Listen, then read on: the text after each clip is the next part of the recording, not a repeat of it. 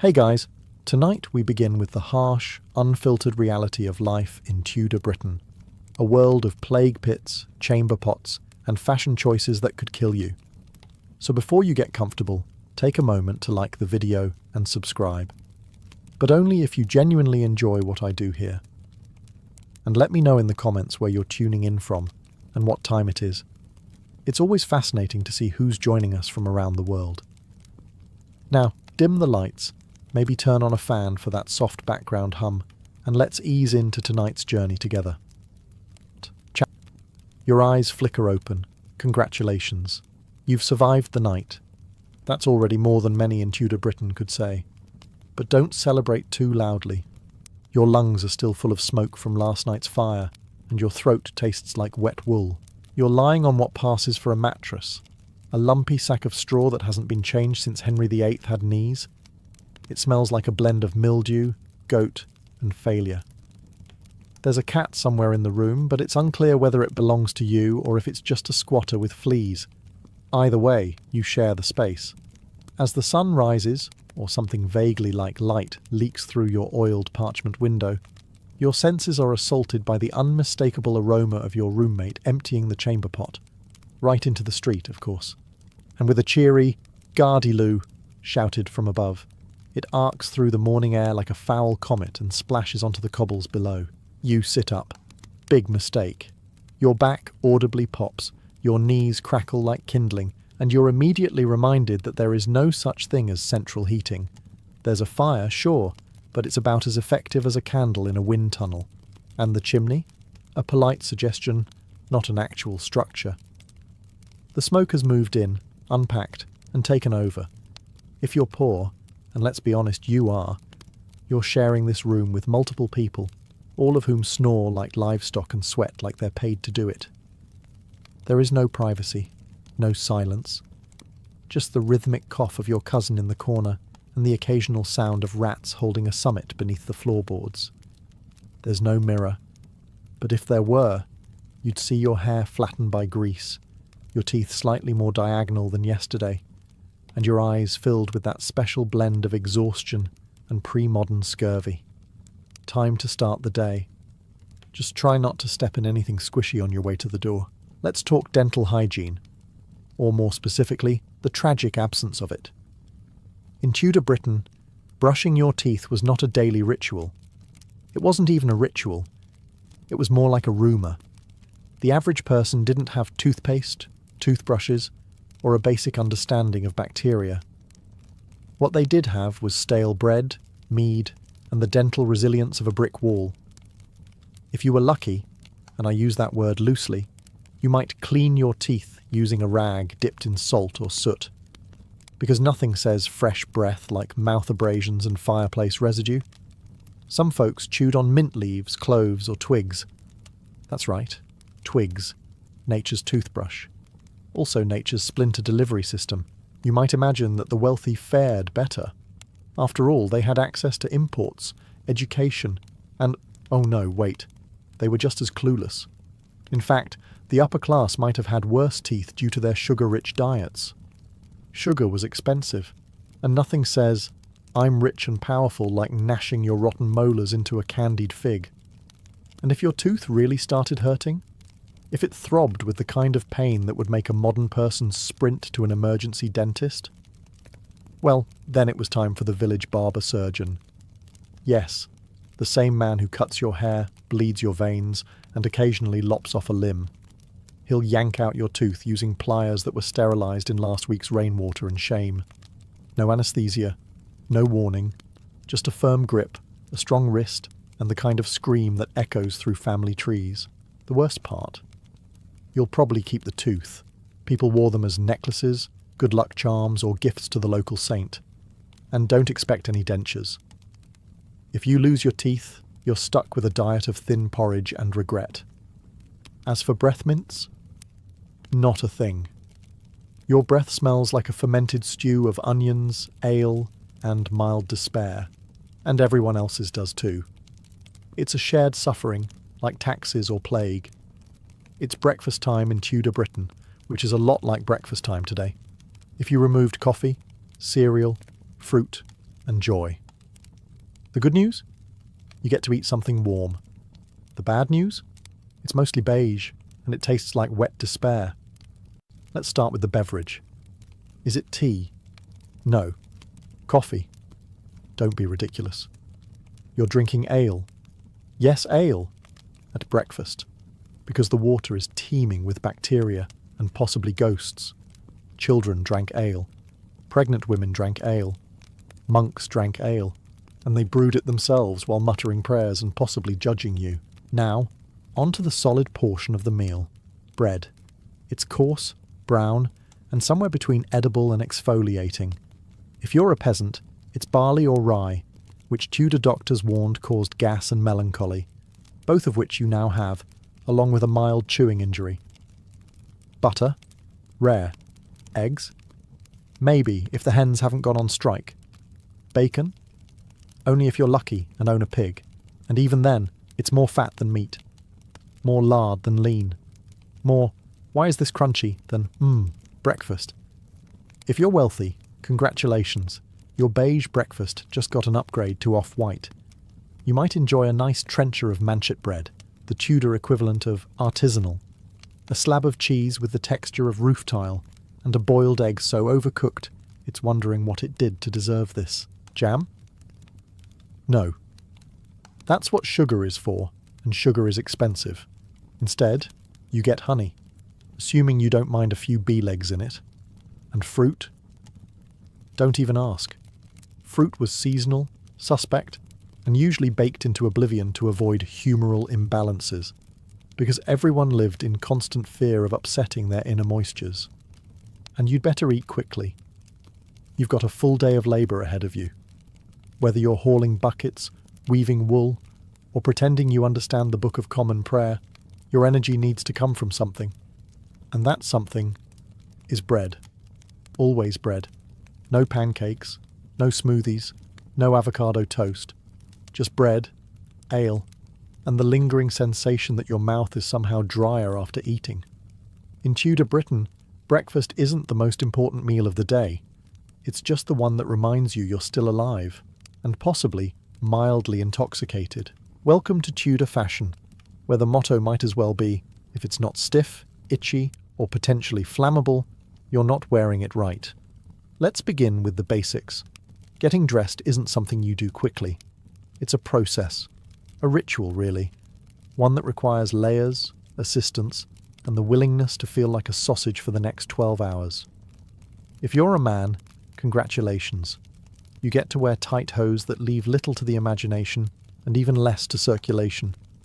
Your doublet, essentially a heavily padded vest with buttons designed by a sadist, squeezes your torso into the shape of a decorative wine bottle. Add a ruff around your neck that functions like a wearable pie crust, and you're ready to go nowhere fast. Ladies, you're not off the hook.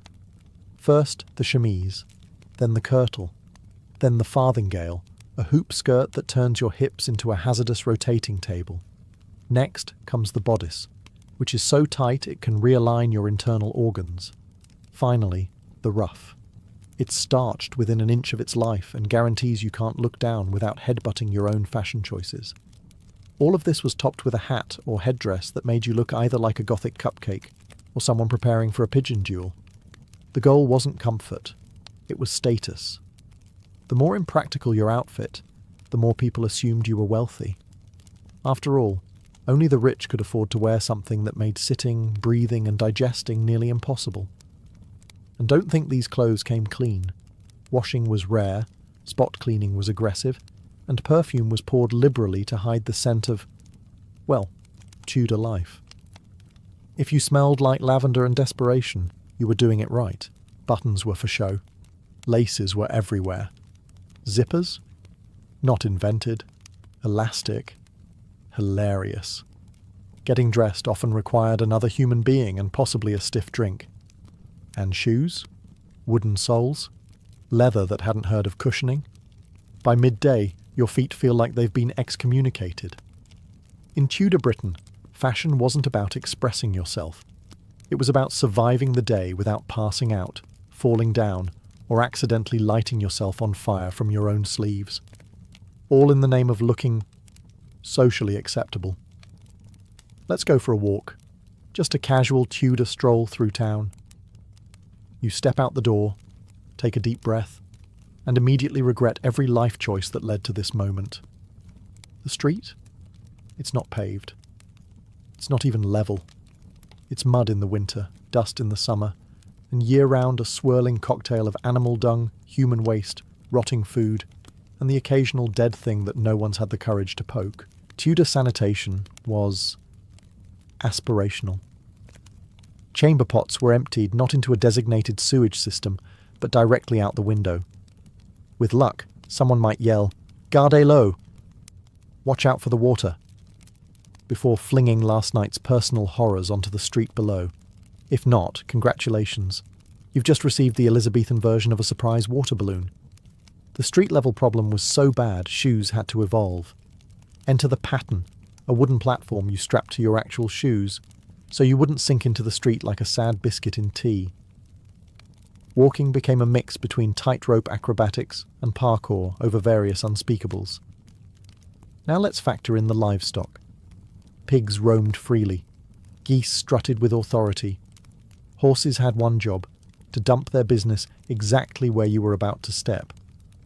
And since nobody cleaned up after them, unless by accident, the road became a glorious stew of hoofprints and horror, and heaven help you if it rained. Because then the street became a slow-moving slurry of filth, flowing toward the nearest ditch like a liquid monument to poor planning.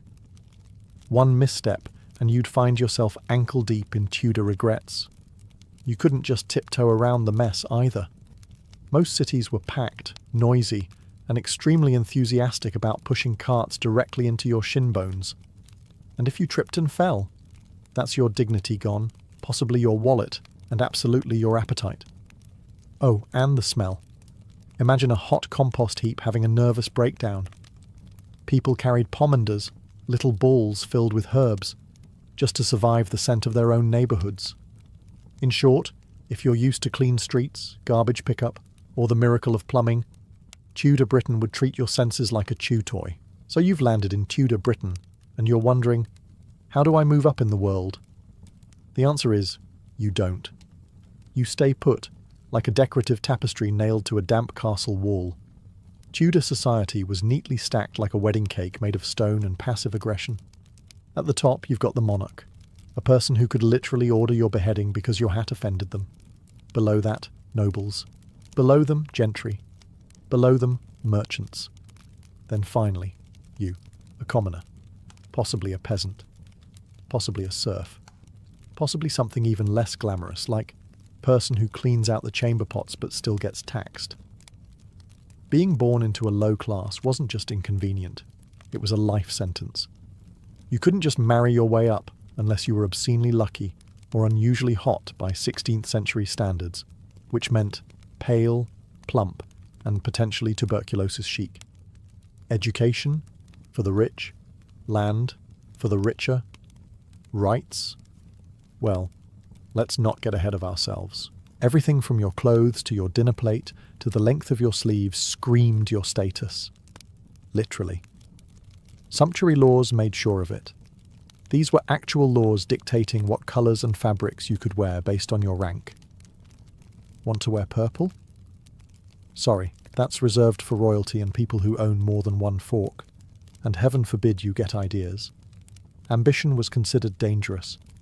If you spoke too eloquently, someone might accuse you of witchcraft or treason, both of which came with the charming side effect of being publicly executed in front of a jeering crowd and a meat pie vendor. Your job was to know your place, speak when spoken to, work until you die. And if you somehow caught the attention of someone powerful, congratulations, you now get to be exploited more formally. Even religion didn't help. The church reinforced the idea that God wanted you to be poor, that your suffering was noble, that your lack of food and excessive number of children was a divine blessing. How comforting. If you're dreaming of a cozy Tudor job with reasonable hours, health benefits, and maybe a dental plan, allow us to introduce you to reality, now with more blisters and tetanus. Work in Tudor Britain wasn't something you did to fulfill your potential or build a career. It was something you did so you wouldn't die even faster. From dawn to dusk, and sometimes well beyond that, your body was the primary tool, and if it broke, you got replaced, probably by your child. Let's say you're a farmer. Great.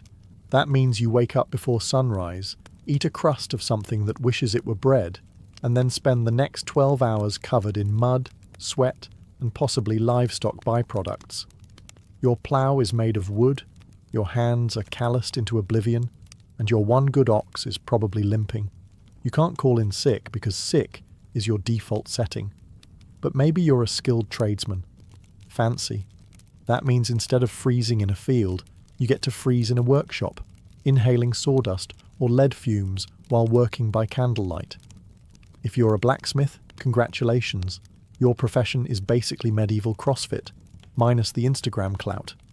If you're a cooper, you make barrels until your spine resembles a decorative question mark. And don't forget the servants.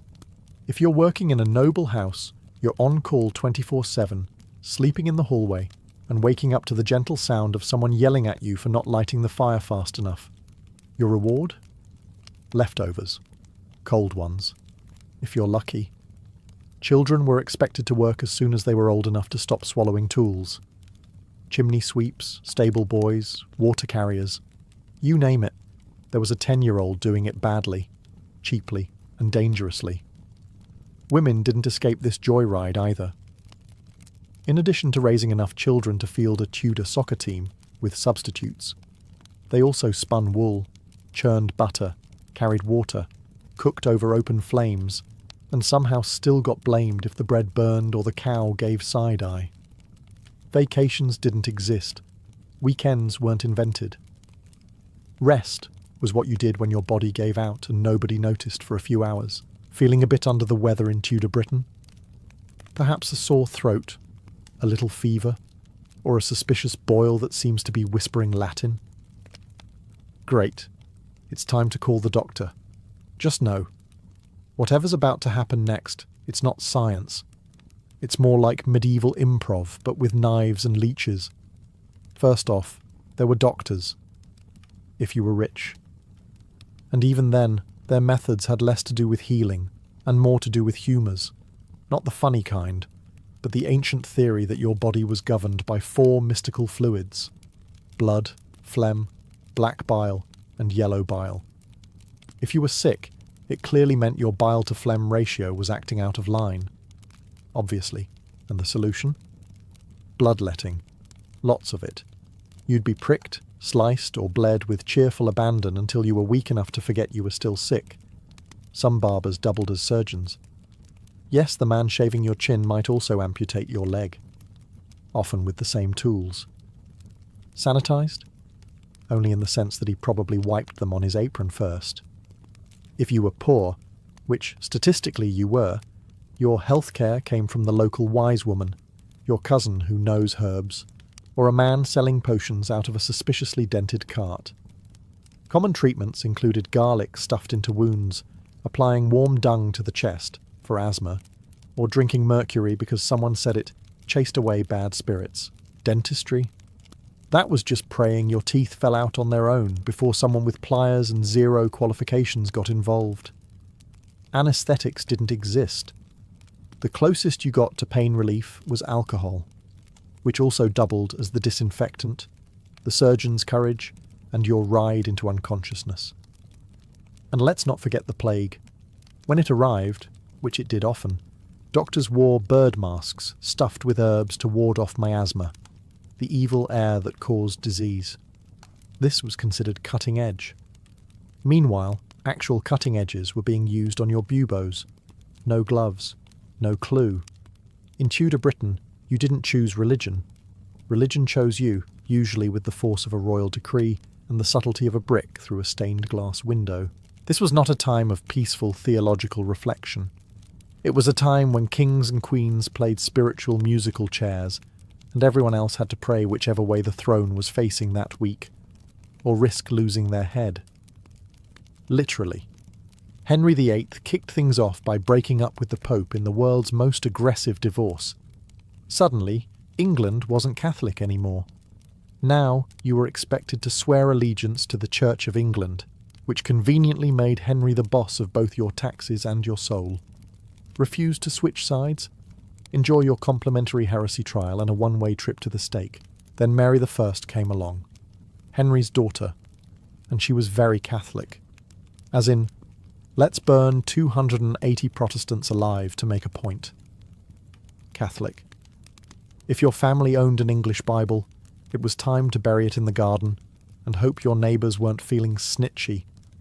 You could be executed simply for praying the wrong way, reading the wrong version of scripture, or looking too smug during Mass.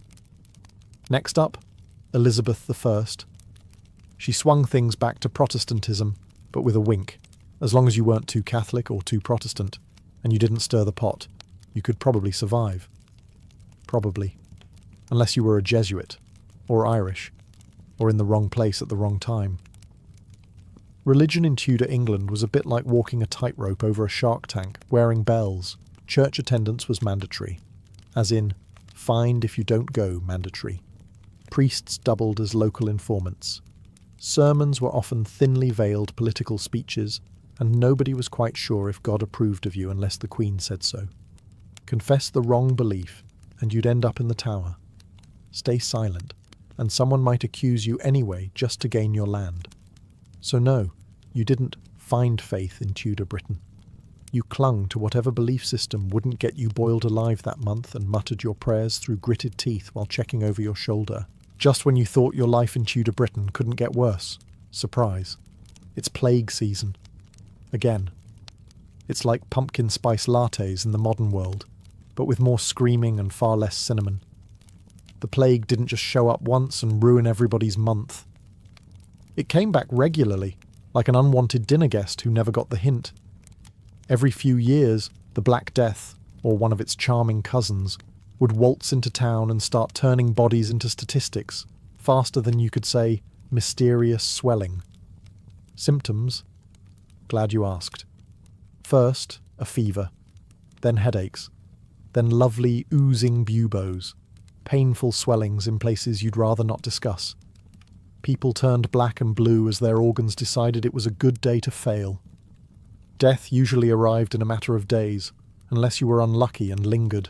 Hygiene, of course, wasn't exactly winning any awards. People dumped chamber pots into the streets, rats had the run of the place, and fleas were the most active healthcare workers in the kingdom, albeit with questionable methods.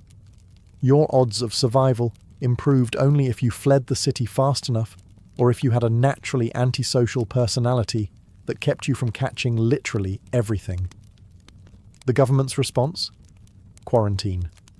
Which, in Tudor terms, meant nailing your front door shut and painting a red cross on it while your neighbours prayed loudly that you wouldn't sneeze near their livestock. If you died inside, well, eventually someone would come by to collect the bodies.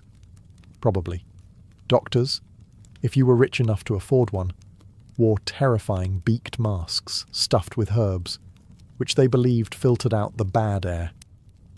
It didn't, but it did make them look like evil bird lawyers, so that's something. Plague also had a knack for messing with the economy. Markets shut down, trade stalled, and labour shortages meant your local blacksmith might also be your new midwife. Entire families vanished, towns emptied overnight, and rumours of divine punishment soared, usually blaming women, foreigners, or, you guessed it, cats. If you survived, congratulations. You were either naturally immune or just lucky. Either way, don't get too comfortable. Another wave will be along shortly, and this time it might bring friends. So you've survived plague, poor hygiene, and a surprise heresy accusation. Congratulations. Time to treat yourself to a bit of entertainment. Just don't expect a Netflix binge or a relaxing walk in the park. Tudor leisure time was equal parts public humiliation, animal cruelty, and bafflingly enthusiastic death. Let's start with the obvious crowd pleaser. Public executions. These weren't just punishments, they were events. People brought snacks, parents brought children. You'd stand shoulder to shoulder with neighbours, gossiping about who was getting hanged, drawn, and quartered that week. The best seats were right by the scaffold, assuming you didn't mind getting a bit of blood on your bread. Hangings were for common criminals. Noble types, naturally, got beheadings. If you were lucky, it was a clean slice. If not, well, the executioner would get a few swings in before things wrapped up, and the crowd would cheer, or boo, depending on how entertaining the suffering was. Still too tame? Welcome to bear baiting, a sport where a bear, yes, a literal bear, was chained to a post while dogs were sent in to attack it. The bear often won, until it didn't. Occasionally, the dogs were also mutilated ahead of time, just to spice things up. The audience loved it.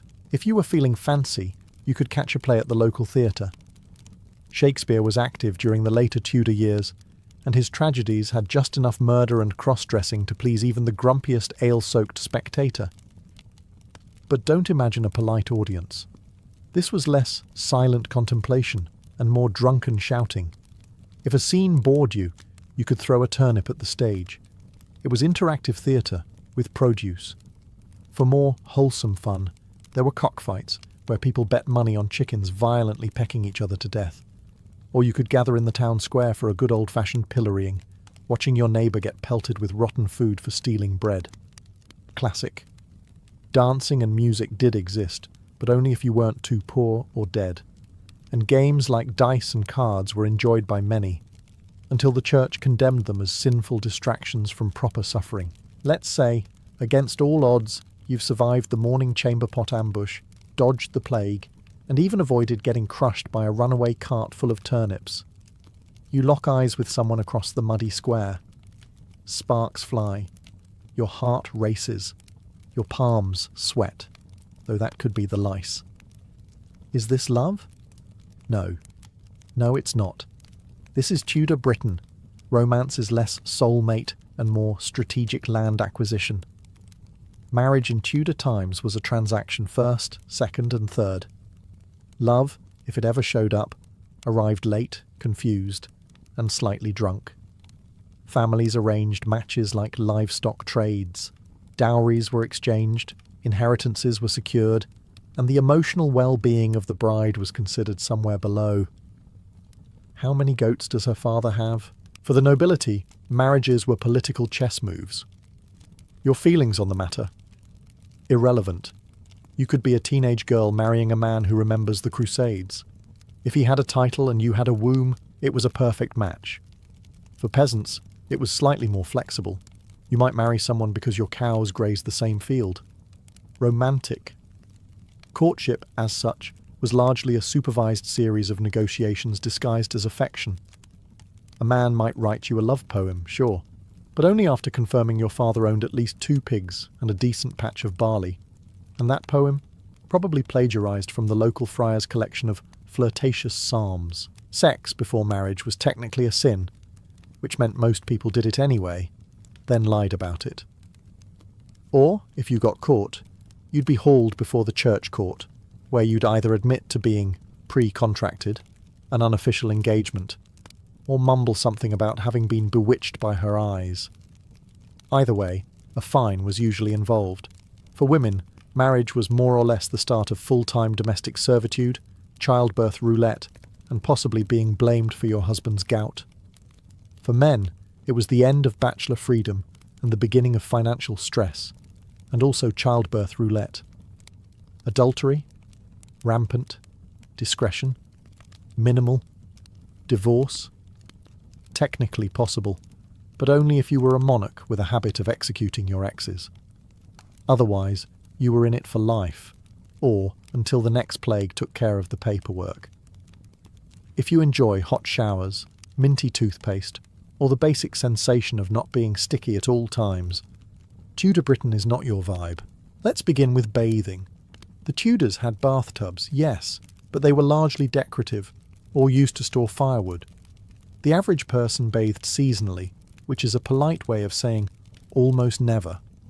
Soap existed, but it was made of lye and pig fat, meaning using it was slightly better than scrubbing with a brick. But didn't Queen Elizabeth bathe once a month? Sure, allegedly.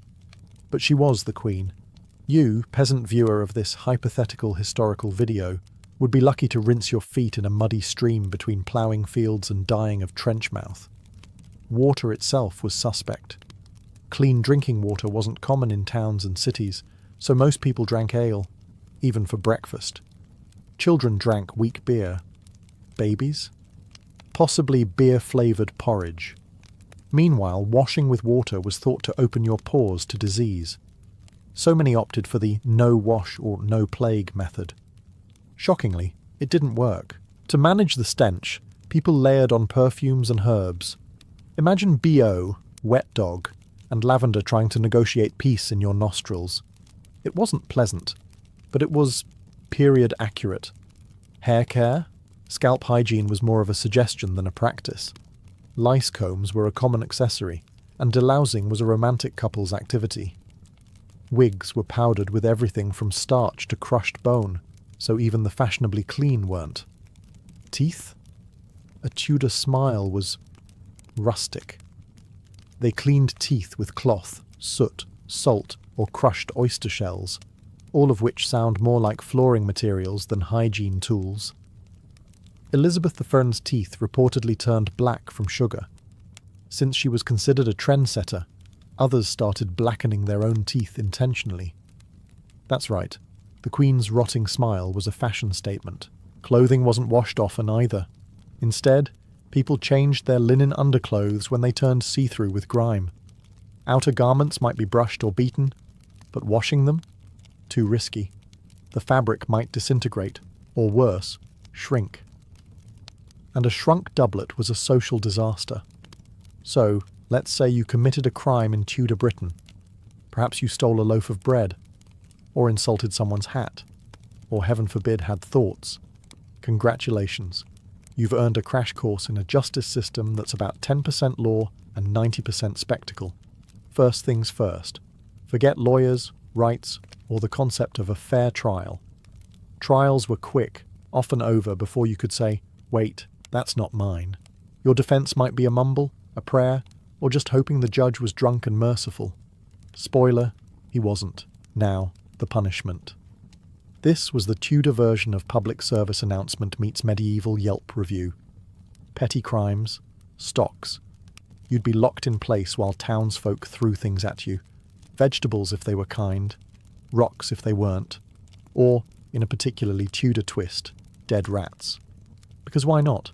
For more serious crimes, you might get whipped in the town square, or branded with a hot iron, or have your ears cut off, a kind of Tudor loyalty card. Collect both, and the pain is free. Adultery, public shaming, slander, cut out your tongue, repeat offences, hangings, quick if lucky, botched if usual.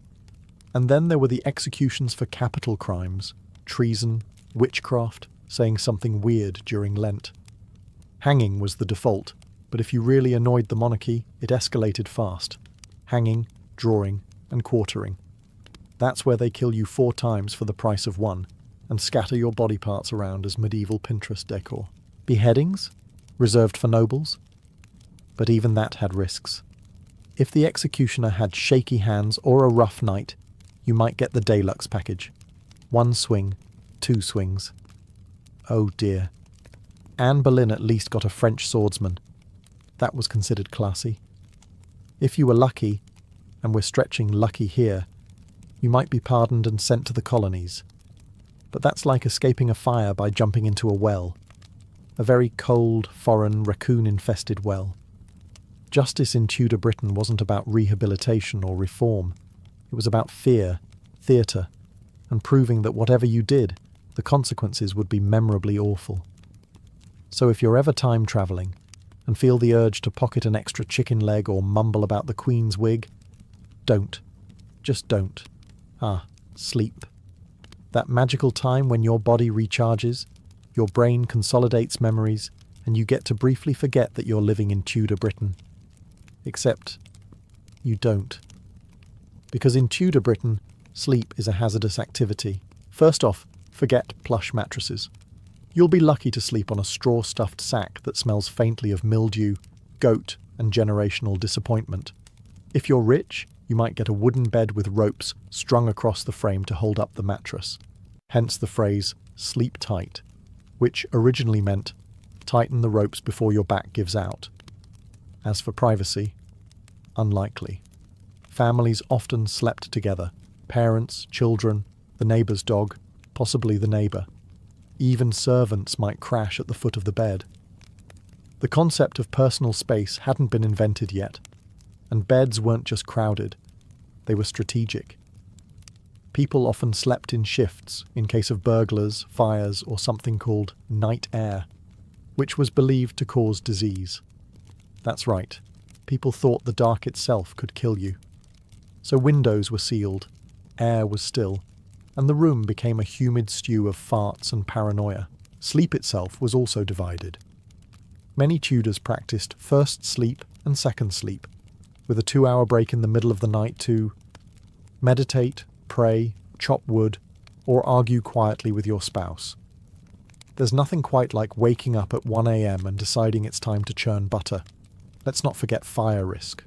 Most homes were wooden, roofs were thatched, and candles were basically flaming sticks of doom. Falling asleep with one lit was the 16th century version of playing Russian roulette. Good night, and maybe good luck. And then there were the bugs. Lice, fleas, bed bugs, all part of the Tudor mattress experience. If you weren't scratching, you were probably already dead. Did we mention supernatural paranoia?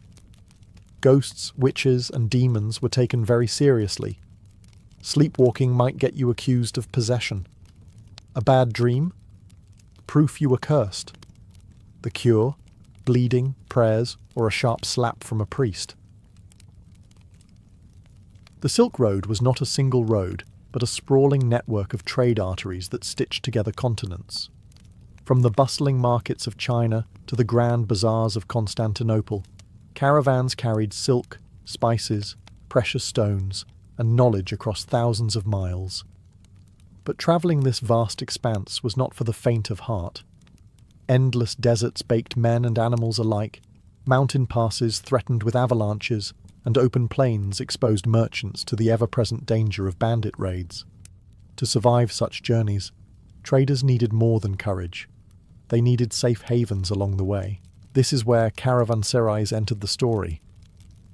In medieval Turkey, especially under the Seljuk sultans of the 11th to 13th centuries, these roadside fortresses transformed the Silk Road into a reliable commercial lifeline.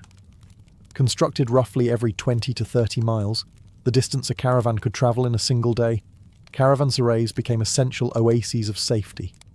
Their placement wasn't accidental. Each one was strategically positioned at crossroads, mountain passes, or near rivers where the journey was most treacherous. For weary travellers, reaching a caravanserai at dusk must have felt like salvation. From afar, they would see massive stone walls rising out of the barren landscape, a sign that warmth, food and protection awaited.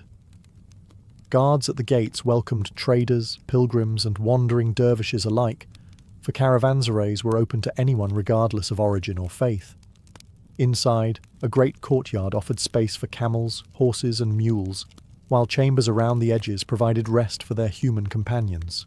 But these inns were more than just shelters. They were lifelines of trust.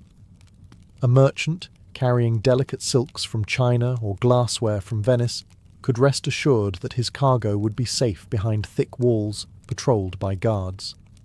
Fires burned in the communal halls, hot meals were served, and water flowed from fountains designed to refresh both people and animals.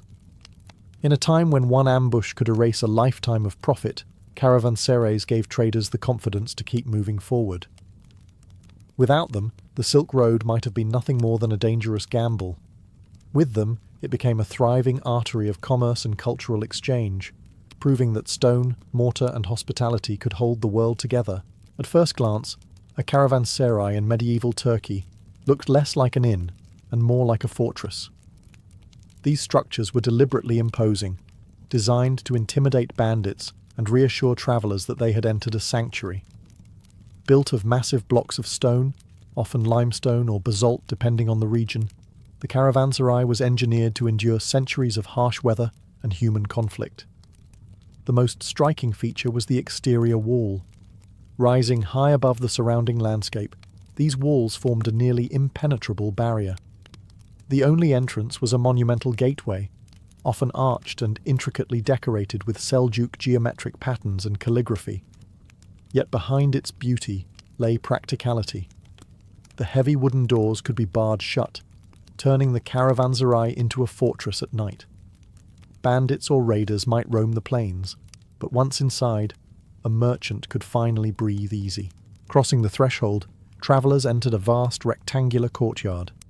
This open space was the heart of the complex, designed to accommodate entire caravans of camels, horses, and mules. Around the courtyard stretched rows of vaulted chambers, their thick stone walls providing insulation from blistering summer heat and bitter winter cold. Each room had a simple purpose: to give traders, pilgrims, and animals a safe, dry place to rest before the next day's journey. At the centre of many caravanserais stood a small mosque or prayer niche, reminding guests that faith was as important to survival as food and shelter. Nearby, fountains and wells provided clean water, essential for both humans and beasts.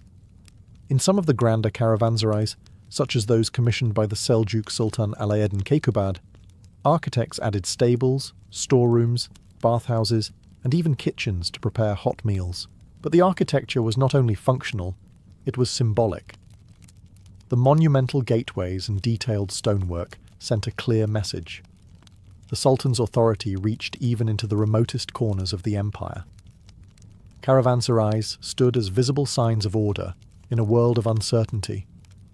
Every wall, every arch, every courtyard spoke of a promise. Under Seljuk rule, trade and travel were protected.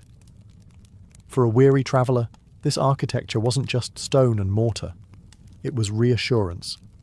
It meant that no matter how perilous the road, there would always be a stronghold waiting on the horizon. Stepping into a caravanserai was like entering a small, temporary village. Though its stone walls looked austere from the outside, the life that pulsed within was vibrant, diverse, and full of human stories. For weary travellers who had trudged across dusty plains or windswept mountain passes, the atmosphere inside was one of relief, safety, and anticipation. Merchants were the lifeblood of these places. Silk traders from China, spice dealers from India, fur merchants from Central Asia, and glassmakers from Venice might all find themselves sharing the same courtyard on a given night. Their camels were led into stables along the walls, where attendants helped unload heavy bales of goods. In exchange for a modest fee, or sometimes entirely free under state patronage, merchants could eat, rest, and plan the next leg of their journey without fear of theft or ambush. Meals were a communal affair. Caravanserai kitchens often prepared hearty stews, flatbreads and lentil soups, food that could satisfy men who had marched alongside their animals all day. The smell of roasting meat mingled with the smoke of fires, drifting through the vaulted chambers. Around these fires, merchants exchanged not only food, but also stories, tales of distant markets, whispered rumours of bandits on the road ahead, or news from faraway courts. In this way, caravanserais became hubs of information, as well as trade. Religion was ever present. Many caravanserais included a small masjid, either a domed chamber or a raised platform in the courtyard, where travellers performed evening and morning prayers. Pilgrims en route to Mecca often mingled with merchants and wandering dervishes, giving the space a spiritual as well as commercial significance. But life inside was not all solemnity. There was a buzz of commerce and human interaction. Local villagers sometimes gathered outside the caravanserai walls to sell fresh produce, firewood, or crafted goods to travellers. Within, healers treated sick animals, scribes drafted contracts, and sometimes entertainers, musicians, poets, or storytellers, lightened the mood after a long day on the road. Despite its transient nature, the caravanserai fostered a unique sense of community. For a single night, strangers from every corner of the known world became neighbours, bound together by the shared experience of the Silk Road. When dawn came and the gates opened, the caravan dispersed again into the wilderness, carrying with it not only goods, but also ideas, friendships, and memories born within those protective walls. Hospitality was not a luxury in medieval Turkey, It was a sacred duty. Rooted in both Islamic tradition and Turkic customs, the Caravanserai embodied this principle in stone. Every traveller, regardless of wealth, faith, or nationality, was entitled to shelter and protection within its walls. This spirit of generosity transformed the Silk Road from a perilous gamble into a lifeline of trust. Upon arrival, guests were greeted not as burdens, but as honoured wayfarers. Some caravanserais, especially those funded by the Seljuk sultans, offered food and lodging free of charge for 3 nights. Hot bread, steaming stews and fresh water were provided to restore strength, while attendants helped tend to animals with hay and grain. For many merchants, this hospitality was more than kindness. It was survival. A hungry man could not travel, and a weak caravan could not keep commerce flowing. Yet hospitality alone was not enough. The roads were plagued by bandits, tribal raiders, and opportunistic thieves who targeted caravans heavy with silks, spices, and gold.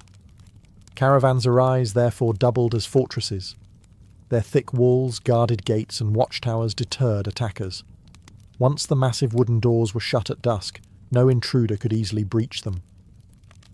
Guards patrolled the courtyards and stables, ensuring the safety of both men and goods through the night. Inside, rules were enforced to maintain peace among travellers. A merchant carrying Venetian glass might be sharing space with a fur trader from the Russian steppes or a spice dealer from India. With so much wealth gathered under one roof, disputes could easily flare. Caravanserai overseers, often appointed by the state, acted as mediators, ensuring order and fairness. This sense of security encouraged merchants to press forward with their journeys rather than abandon them to fear. The combination of hospitality and security made caravanserais not only safe havens, but also instruments of state power. They projected the image of a strong and benevolent ruler, one who could guarantee both justice and protection. Each traveller who rested under their vaulted roofs left with renewed loyalty to the Sultan's authority. For the exhausted pilgrim, the weary merchant, or the solitary wanderer, the caravanserai was more than stone walls. It was a promise. A promise that, no matter how long or treacherous the road, there would always be a place where kindness was offered, goods were safeguarded, and the night could be passed in peace. Inside the stone walls of a medieval Turkish caravanserai, the world came together. These roadside fortresses were more than inns. They were crossroads of civilizations, where merchants, pilgrims, and wanderers from vastly different lands found themselves eating, praying, and resting side by side. On any given night, the courtyard might echo with the sounds of 6 languages, from Persian and Arabic to Greek, Armenian, and even Chinese. Merchants carried more than goods, they carried ideas. A silk dealer from Samarkand might share tales of Mongol conquests, while a Venetian trader spoke of politics in distant Europe. Pilgrims journeying to Mecca brought with them religious devotion, while dervishes spread mystical teachings that blurred the lines between trade and spirituality. For many travellers, the caravanserai was their first direct encounter with cultures and beliefs far beyond their homeland. These exchanges weren't limited to words. Objects themselves became ambassadors of culture. A ceramic bowl from Anatolia might be traded for Indian spices. A manuscript in Arabic script might be purchased by a scholar from Byzantium. Artisans learned new techniques, cooks discovered exotic flavours, and physicians exchanged medical knowledge that blended Greco-Roman traditions with Persian and Islamic science. In this way, caravanserais acted as conduits of intellectual and artistic fusion. Religious diversity, too, was on full display. While Islam shaped the architecture and daily rhythm of prayer, non-Muslim travellers were not turned away. Christians, Jews, Buddhists, and others found shelter under the same roof. In a world often divided by faith, caravanserais became rare sanctuaries of coexistence, where necessity forged tolerance. Music and storytelling added to this cultural tapestry. Evenings were often filled with songs played on lutes or flutes and stories of distant heroes or tragic romances. For the weary merchant, such moments offered not only entertainment, but also a reminder of home. For locals who sometimes gathered at caravanserais to trade with passing caravans, it was a window into a world much larger than their village. In this melting pot of languages, goods, and traditions, caravanserais became more than way stations. They were engines of cultural exchange, ensuring that the Silk Road carried not only the weight of silk and spices, but also the richness of human connection. Behind those stone walls, medieval Turkey became a meeting ground for the world. Caravanserais were not just resting places. They were engines that fueled the economy of medieval Turkey and the broader Silk Road. Without them, the flow of commerce would have sputtered under the constant threats of fatigue, theft, and uncertainty. With them, trade became reliable, profitable, and expansive, feeding both local markets and global connections. Every caravan that entered a caravanserai carried wealth in motion. Bales of silk from China, spices from India, furs from Central Asia, and glassware from Venice all converged in Anatolia, the bridge between East and West. The Seljuk rulers recognized this strategic advantage. By building and maintaining caravanserais, they created a commercial infrastructure that encouraged merchants to pass through their lands, rather than risk alternative routes. Each stop meant more goods sold, more taxes collected, and more prosperity for the empire. Economically, caravanserais served as stabilizers. They allowed merchants to travel longer distances without fear of ruin, which in turn expanded the scale of trade. Local farmers and artisans benefited as well. Villagers near caravanserais sold grain, vegetables, firewood, and textiles to travelers, injecting wealth into rural communities. Craftsmen found steady markets for their wares, while moneylenders and scribes offered services to merchants who needed contracts or loans. In this way, caravanserais spread economic activity outward, enriching both cities and villages. Some caravanserais also functioned as miniature marketplaces. Merchants who wished to lighten their loads or test new markets often traded directly with other travelers inside the courtyard. Deals struck under those vaulted roofs could ripple across continents. A merchant from Damascus might sell textiles to a Genoese trader, who would then carry them to Europe, where they fetched triple the price. The caravanserai became a node in a global network of profit. Equally important was the element of trust. Because caravanserais offered guarded storage rooms, merchants could leave valuable cargo overnight without fear of theft. This security encouraged investment in larger and more expensive goods, raising the stakes and the rewards of commerce. The Seljuk state's sponsorship further reinforced confidence. When a sultan guaranteed safe passage, merchants listened. In essence, the caravanserai was a machine of wealth. Each stone laid by the builders was an investment in trade. Each meal served to a traveller a deposit in the empire's prosperity. By protecting merchants and smoothing the flow of goods, caravanserais turned Anatolia into one of the most dynamic economic crossroads of the medieval world. Caravanserais may have been built for merchants, but their influence extended far beyond commerce. They were also sanctuaries for pilgrims, symbols of political authority, and tools of imperial power in medieval Turkey. Within their stone walls, faith and governance intertwined as seamlessly as trade and travel. For pilgrims, caravanserais were lifelines on the long road to holy sites. Muslim pilgrims journeying toward Mecca relied on them for shelter, food, and protection. Christian pilgrims en route to Jerusalem or Armenian monasteries in Anatolia also found refuge there. In offering safety to those on sacred missions, rulers not only upheld religious duty, but also won the loyalty of believers. Hospitality became a form of piety, and caravanserais became visible reminders that the state safeguarded both body and soul. But religion was only part of the story. Caravanserais also served as instruments of politics. Every grand gate adorned with Seljuk geometric carvings, every inscription praising the Sultan, reminded travellers of whose authority they were under. By investing in these monumental structures, rulers projected both strength and benevolence. They were fortresses against chaos, yet they were also symbols of generosity. To pass through Anatolia, and see caravanserai after caravanserai was to be constantly reassured that the Sultan's reach extended across the empire's roads. Pilgrims and traders alike carried stories of this hospitality far and wide. A merchant who enjoyed safety in Seljuk lands might compare it favourably to the dangers elsewhere, spreading the empire's reputation across continents. This reputation was not just good for business, it was good for politics. It strengthened alliances, attracted foreign merchants, and made Anatolia the preferred corridor between East and West. Caravanserais also played subtle roles in diplomacy and intelligence. Travellers brought news of wars, shifting alliances, and rival markets.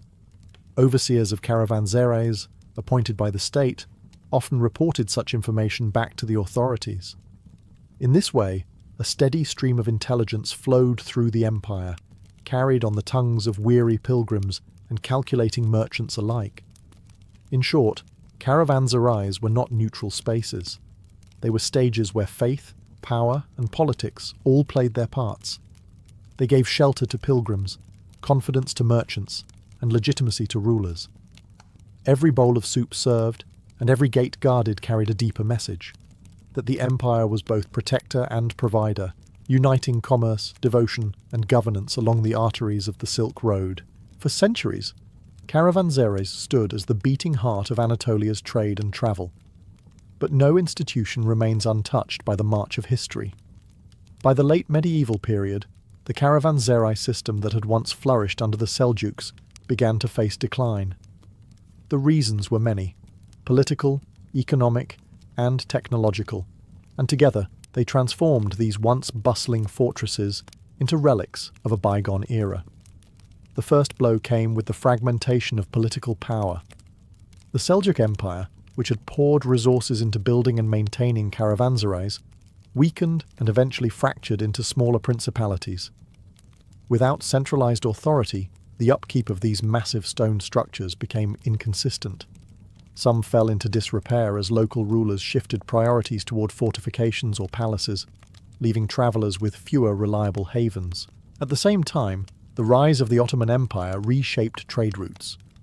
While the Ottomans continued to build caravanserais, they increasingly emphasized urban centers, ports, and larger cities as hubs of commerce. Maritime trade also expanded rapidly during the late medieval and early modern periods. The Mediterranean and Red Sea routes grew in importance as European powers developed stronger navies and overseas empires. Sea lanes became faster, safer, and more profitable than the arduous overland trek across Anatolia. As a result, caravans diminished in size and frequency, leaving caravanserais quieter and emptier.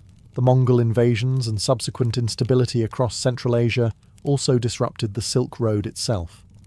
With parts of the route plagued by war or insecurity, fewer long-distance merchants ventured westward. Those who did often preferred to deal through intermediaries, rather than endure the perils of crossing multiple unstable regions. Caravanserais, once crowded with camels and merchants, saw fewer guests. Yet decline did not mean disappearance. Many caravanserais found new life as local trading posts, military garrisons, or even village centres. Some became way stations for smaller-scale regional trade, supporting local economies rather than global commerce. Others, abandoned and crumbling, stood as silent witnesses to the road's vanished glory. Their massive gates and weathered courtyards told stories of a time when Anatolia had been the hinge between worlds. By the dawn of the modern era, caravanserais had lost their central role in international trade, but they never lost their symbolic weight. They became reminders of a golden age when the roads of Turkey thrummed with the footsteps of pilgrims, merchants, and adventurers. Decline had dimmed their light, but it had not erased their legacy. Though their golden age has long passed, caravanserais remain some of the most enduring monuments of medieval Turkey. Their stone walls, still standing in many parts of Anatolia, whisper stories of merchants, pilgrims, and empires that once pulsed through their gates. Today, they are more than ruins. They are symbols of cultural memory, architectural brilliance, and the timeless human need for connection. Many caravanserais, such as the Grand Sultanhane near Aksaray, still display the ingenuity of Seljuk builders. Their monumental gates, intricate stone carvings, and vast courtyards showcase a marriage of functionality and artistry. For historians and architects, these structures are invaluable records of medieval engineering, combining defensive strength with aesthetic detail. Their survival through centuries of war, weather, and neglect is a testament to the skill and vision of their creators. But the legacy of caravanserais is not just architectural, it is cultural. They remind us that globalization did not begin in the modern age. Long before airplanes or shipping containers, these roadside inns facilitated exchanges that shaped the medieval world. Spices that flavoured European kitchens, silks that adorned Ottoman courts, and stories that crossed continents all passed through their gates. Every merchant who rested inside contributed to a vast web of cultural fusion that still influences cuisine, art, and ideas today. In Turkey, many caravanserais have been restored and repurposed as museums, cultural centres, or even hotels. Visitors can walk through their echoing courtyards and imagine the bustle of camels and traders, the flicker of lanterns at night, and the hum of voices in a dozen languages. This revival keeps the memory of the Silk Road alive, transforming ancient walls into living classrooms for modern generations. Perhaps the greatest legacy of the caravanserai is the idea of shared humanity. These fortresses of hospitality stood as sanctuaries for anyone, regardless of faith or origin. In an age often marked by division, they offered a rare vision of coexistence. To step inside was to be protected not only by stone walls, but by a code of generosity and mutual respect. Today, when we speak of global trade, cultural exchange, or the meeting of East and West, the spirit of the caravanserai lingers. It is a reminder that roads do more than move goods. They connect people. And in those connections, civilizations are born, thrive, and leave their mark on history. When people imagine the Silk Road, they often picture camels burdened with bales of silk, merchants weighing spices, and caravans trudging across deserts. Yet the Silk Road carried more than tangible goods. It carried invisible treasures, music, melodies, and instruments that transcended borders.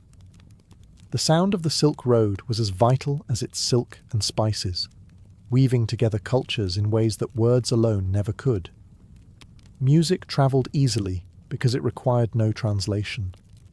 A melody plucked on a lute in Persia could enchant a traveller from China who had never heard such tones before. A drumbeat that rallied horsemen on the Central Asian steppes could stir the heart of a trader from the Mediterranean. As caravans met, rested and mingled at caravanserais, music became the universal language. Performers entertained weary travellers, merchants shared songs from home, and new styles began to blend into hybrid traditions. Instruments themselves were like ambassadors.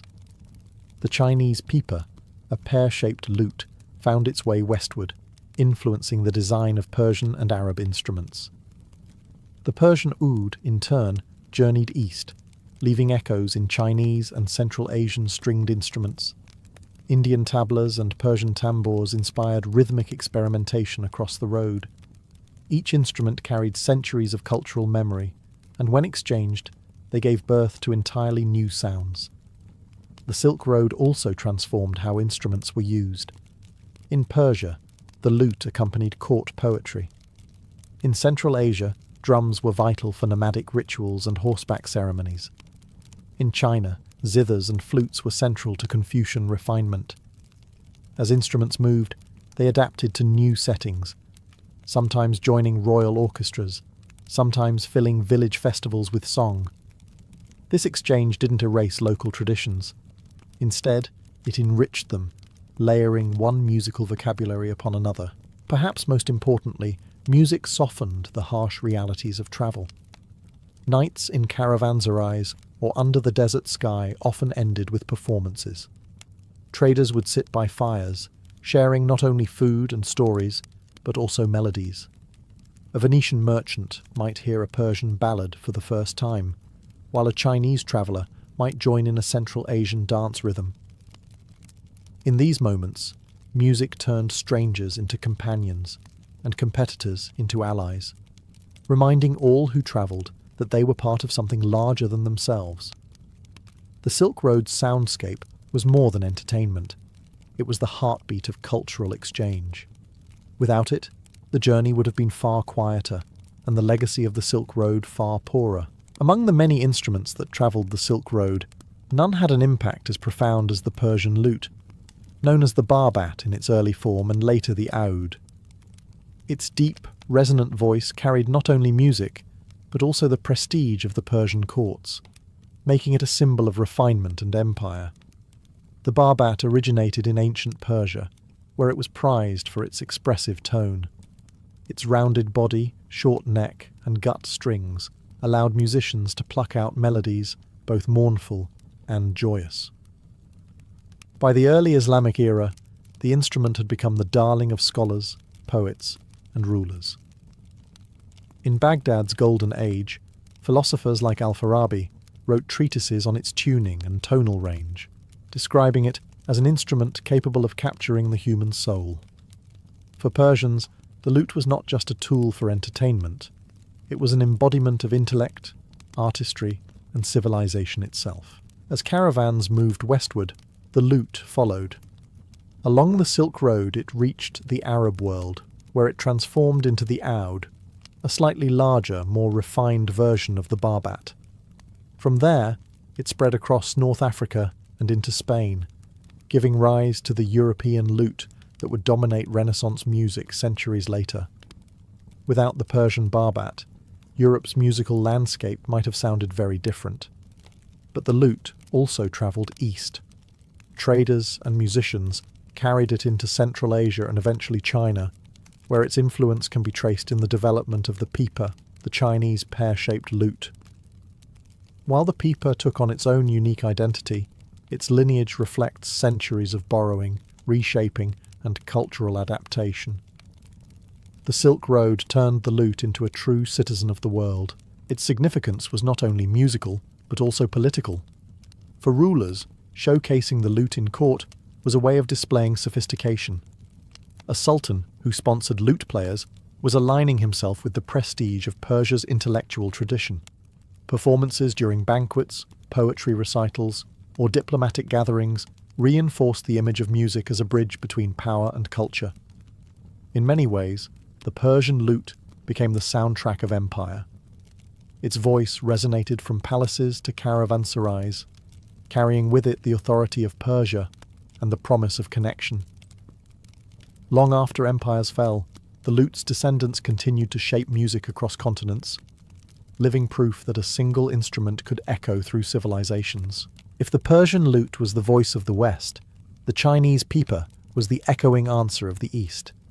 With its pear-shaped body, 4 strings, and elegant frets, the pipa became one of the most iconic instruments of China's musical tradition. Yet its history, like so much along the Silk Road, was shaped by movement, exchange, and transformation. The origins of the pipa can be traced back to Central Asia, where plucked lutes with long necks were common among nomadic tribes.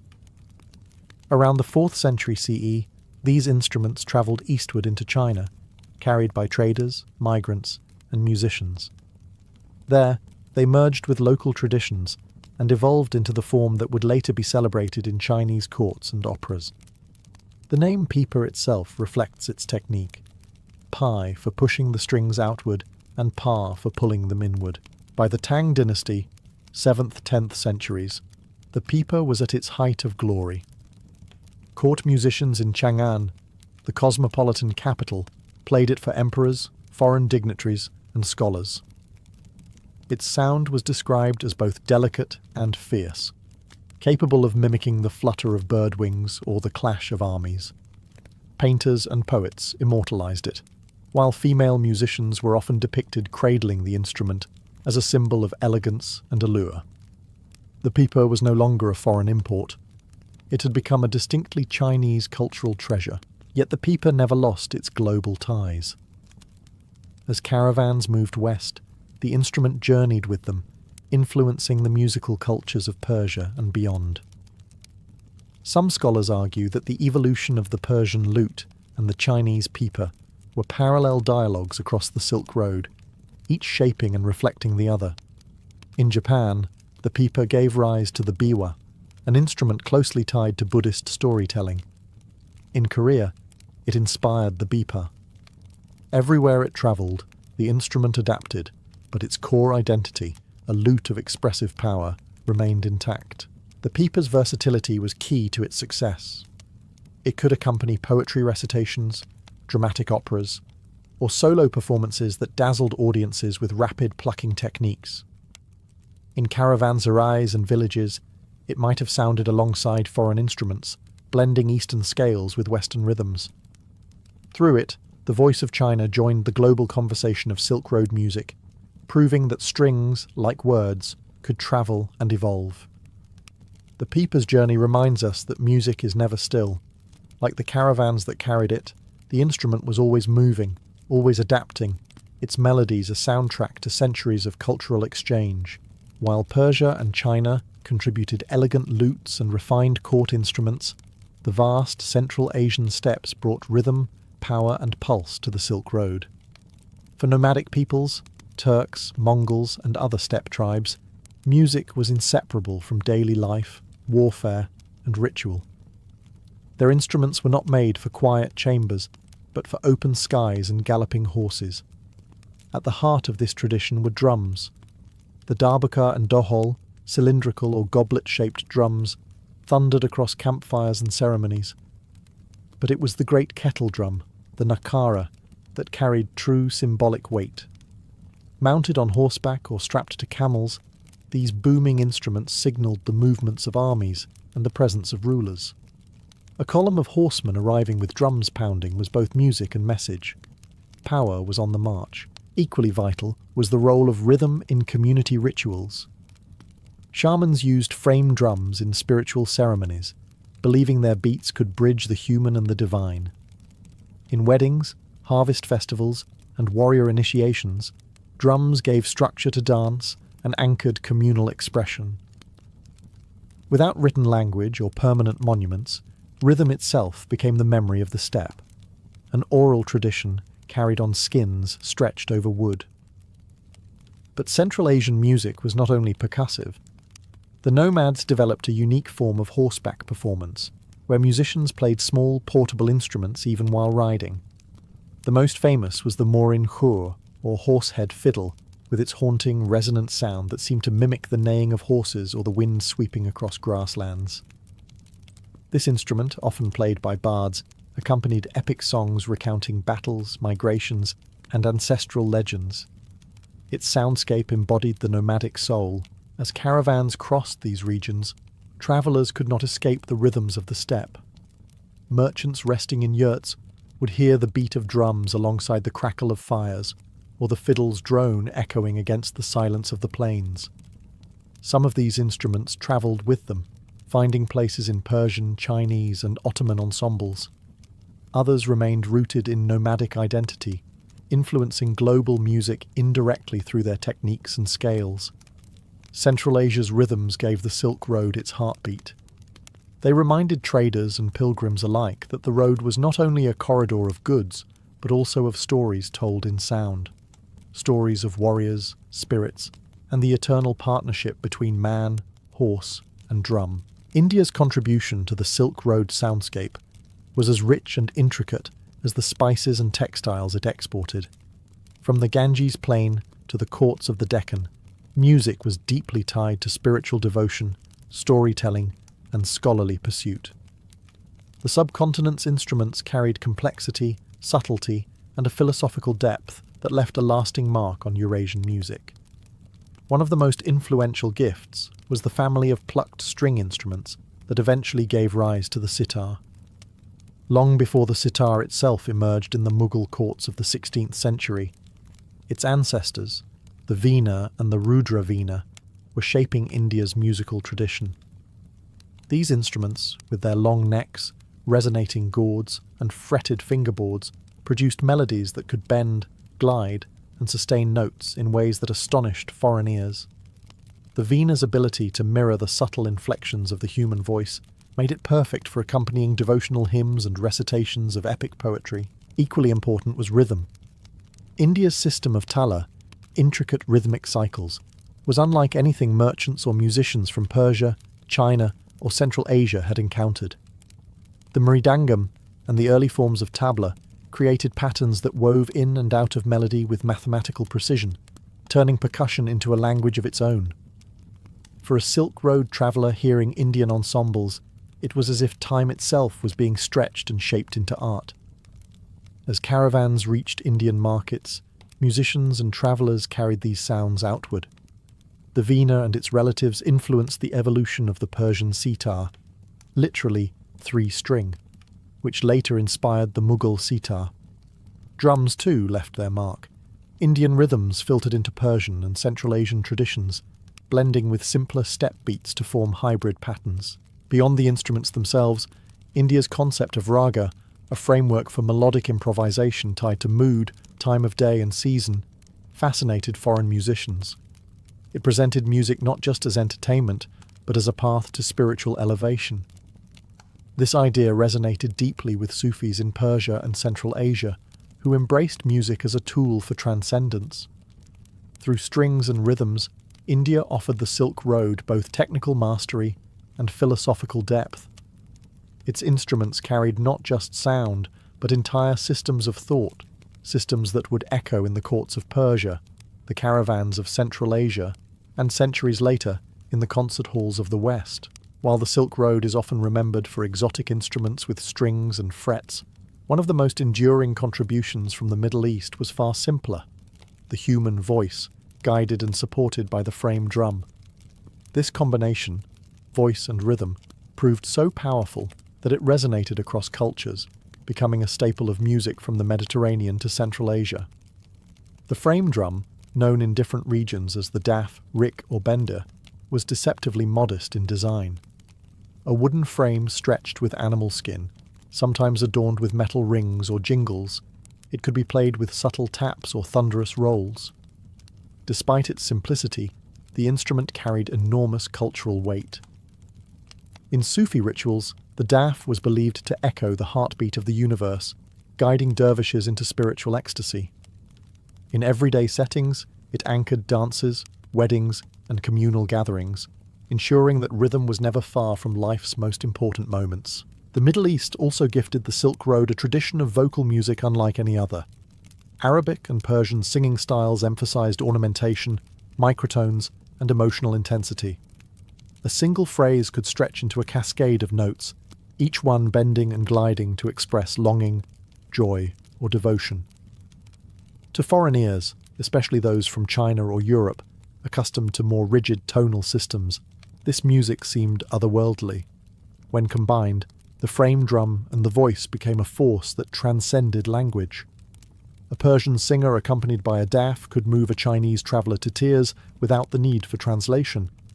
Caravans stopping at Middle Eastern caravanserais often reported evenings filled with such performances, nights where merchants, pilgrims and locals gathered to listen as rhythms and voices intertwined. These were not just entertainments, they were experiences of shared humanity. The influence spread outward in both directions. Central Asian shamans incorporated the frame drum into their rituals, adapting it to their own spiritual practices. Further east, Chinese and Indian musicians experimented with incorporating its rhythms into their ensembles.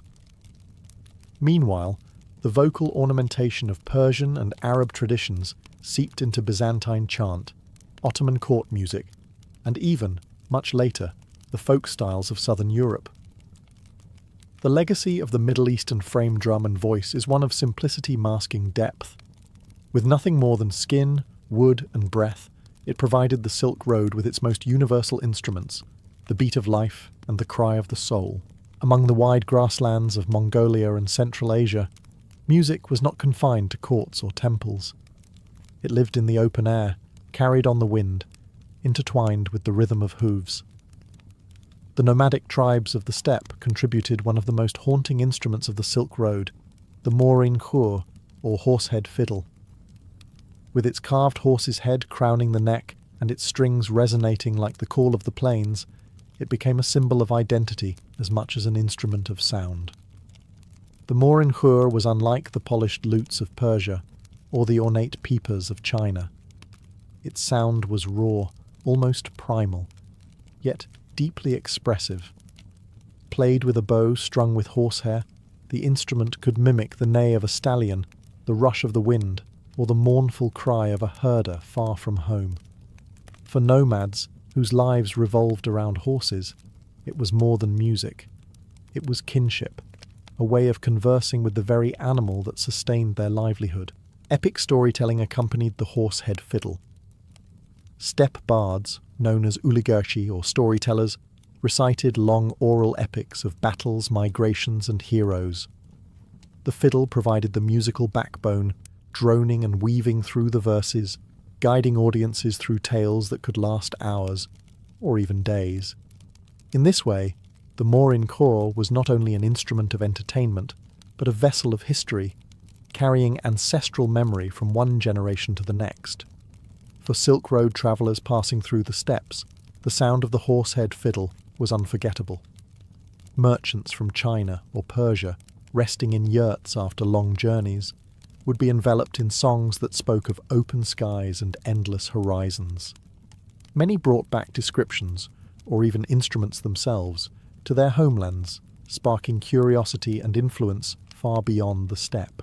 The morin khor also carried spiritual significance. Shamans employed it in rituals, believing its sounds could summon spirits or bridge the worlds of humans and gods. The carved horse's head was not merely decorative, but symbolic, honouring the sacred role of the horse in nomadic cosmology. Through the Silk Road, the horsehead fiddle's voice joined the global orchestra. It added depth and texture to the great soundscape of Eurasia, a reminder that music could be born not from empires or cities, but from the boundless freedom of the steppe. The Silk Road was not a one-way street of musical exchange. It was a living laboratory where traditions met, mingled, and fused into new forms. Just as merchants blended spices and artisans fused artistic styles, musicians absorbed, adapted, and transformed the sounds they encountered along their journeys. The result was a constantly shifting soundscape that reflected the diversity of Eurasia itself. In the bustling caravanserais of Persia, or the market squares of Samarkand, it was common to hear instruments from far-flung lands played together. A Chinese pipa might accompany a Persian oud, while Central Asian drums laid down rhythms beneath Indian stringed instruments. Musicians who shared meals and stories also shared melodies, learning one another's scales, rhythms, and playing techniques. These exchanges were rarely formal. They happened organically through nights of performance and improvisation. Religious traditions encouraged fusion as well. Sufi mystics embraced instruments and rhythms from India, Central Asia, and the Middle East, weaving them into ceremonies of devotion. Buddhist monks carried flutes and chants from India into China, where they influenced temple music and court rituals. Even Christian liturgical music in the Byzantine Empire absorbed Middle Eastern ornamentation and rhythmic patterns, proof of how porous the borders of sound could be. New instruments themselves often emerged from this cultural alchemy. The Persian sitar, a direct ancestor of the Mughal sitar, likely developed under the influence of Indian venas and Central Asian lutes. The Japanese biwa descended from the Chinese pipa, which itself had absorbed elements of Persian and Central Asian design. Each instrument bore the fingerprints of multiple civilizations, shaped by centuries of migration and adaptation. Fusion was not only technical, but emotional. When musicians blended traditions, they created performances that spoke to audiences of many backgrounds. A merchant from Damascus might recognize a familiar rhythm in a song performed in Kashgar, while a traveller from Xi'an might be moved by a scale that echoed melodies from his homeland. Music thus became a unifying force, reminding diverse peoples of their shared humanity. The Silk Road's genius was in its openness. It did not preserve traditions in isolation. It encouraged them to intertwine. The sound that emerged was neither wholly Persian nor Chinese, neither Indian nor Central Asian. It was all of these at once. Fusion was the Silk Road's greatest composition, a melody of civilizations played in harmony. Although the caravans of the Silk Road have long vanished, their melodies still linger in the instruments and traditions that survive today. The music exchanged along this vast network did not fade with the empires that built it. Instead, it seeped into the foundations of Eurasian culture, leaving a legacy that continues to echo across continents. Take the Persian oud. Its journey westward gave birth to the European lute, which in turn shaped Renaissance and Baroque music. Entire genres of Western classical tradition, from troubadour ballads to courtly dances, owe their existence to an instrument that first found voice in Persia. Similarly, the Chinese pipa inspired the Japanese biwa and the Korean bipa, each of which became integral to their own courtly and religious repertoires. The sitar, born of Indian and Persian influences, eventually crossed oceans and transformed global music in the modern era, from classical ragas to 20th century rock. Rhythmic traditions also carried forward. The frame drums of the Middle East still accompany Sufi ceremonies, but their influence can also be traced in Mediterranean folk music and even flamenco in Spain. Central Asia's horsehead fiddle remains a cultural treasure in Mongolia, yet its unique bowing style has inspired experimentation in world music ensembles across the globe. Everywhere we look, the Silk Road's fingerprints remain etched in the universal language of music. Perhaps more important than individual instruments was the idea the Silk Road embodied, that music thrives on exchange. By carrying melodies across deserts and mountains, the Silk Road demonstrated that art grows richer when it encounters the unfamiliar. The improvisational structures of Indian ragas, the ornamentation of Arabic singing, the pentatonic modes of Chinese flutes, all found ways to converse and coexist. This spirit of fusion continues today as world musicians collaborate across cultures, echoing the same creative curiosity that once thrived in Caravanserais. In the end, the Silk Road's musical legacy is not confined to museums or scholarly studies. It lives in every note played on a lute, every drum beat at a festival, every song that blends traditions across borders. The road may no longer exist as it once did, but its music remains immortal. It reminds us that long before globalization had a name, melodies were already crossing borders, weaving cultures together into harmony. When we think of Vikings, the first images that come to mind are longships cutting across stormy seas, axes flashing in raids, and warriors shouting battle cries. Yet the Viking world was not solely defined by war and conquest. In their homelands, across Norway, Denmark, and Iceland, life demanded more than fighting. It demanded community, leisure, and the forging of honor through contests that mirrored the values of the battlefield without the bloodshed. This is where games and sports became an essential part of Viking culture. The long winters of Scandinavia left plenty of time indoors, when storms kept ships beached and swords sheathed. During these months, games of strategy and wit filled the halls. Outdoors, in warmer seasons, physical contests tested strength, agility, and endurance. These activities were not pastimes in the modern sense of the word. For Vikings, games were training grounds, shaping the skills needed for survival and reinforcing the ideals of bravery, cunning, and perseverance. Honor was at the heart of every Viking contest. To win a game, whether by clever strategy at a board or brute strength in a wrestling match, was to prove oneself before peers. Losing could sting, but refusing to compete was far worse, for it suggested weakness. In sagas and poetry, descriptions of games often serve as moments where characters reveal their true nature. A hero who outwits his foe in a board game is just as celebrated as the warrior who triumphs with a blade. Games also forged bonds within Viking communities. Feasts, weddings, and seasonal gatherings often included competitions. Young men tested themselves against elders, while families and clans measured their strength and skill against rivals. Even when tempers flared, and they often did, these games were essential in maintaining the social fabric. They provided safe outlets for rivalries and opportunities for leaders to demonstrate fairness by settling disputes over results. But Viking sports weren't only for warriors.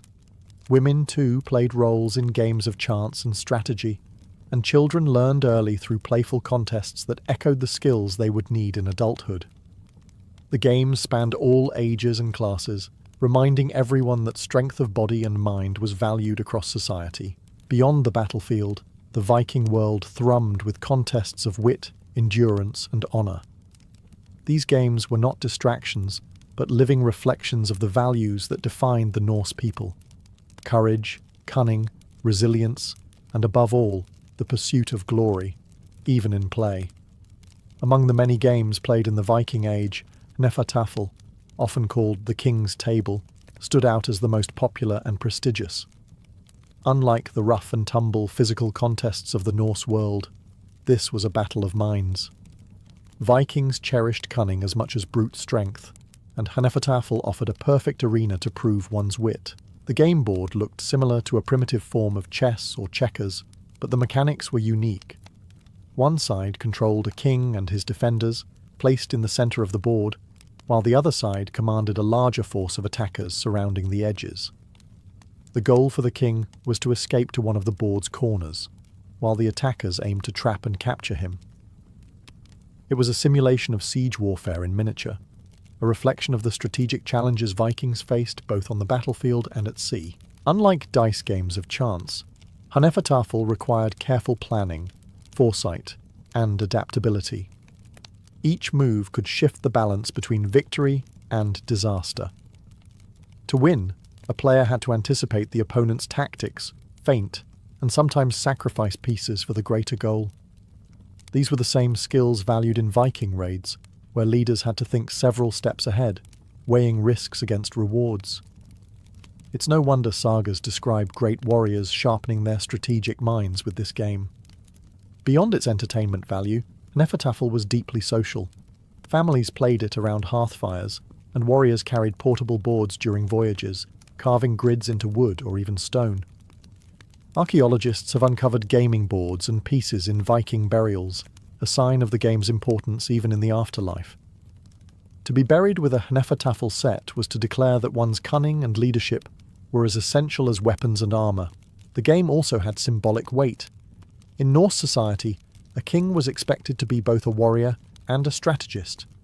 By defending his piece on the board, a player enacted the role of protector, mirroring the responsibility of real rulers. Losing one's king was more than defeat. It was a metaphor for dishonor and downfall. Though chess would eventually replace Hnefatafl in later centuries, its legacy endures.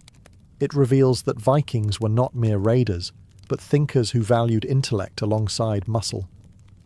In the halls of Scandinavia, victory could come not only through swinging an axe, but by outmaneuvering an opponent across the king's table. If Hnefatafl tested the Viking mind, wrestling tested the Viking body. Known in Old Norse as glima, wrestling was one of the most respected and widespread sports in Scandinavia. It was more than simple grappling.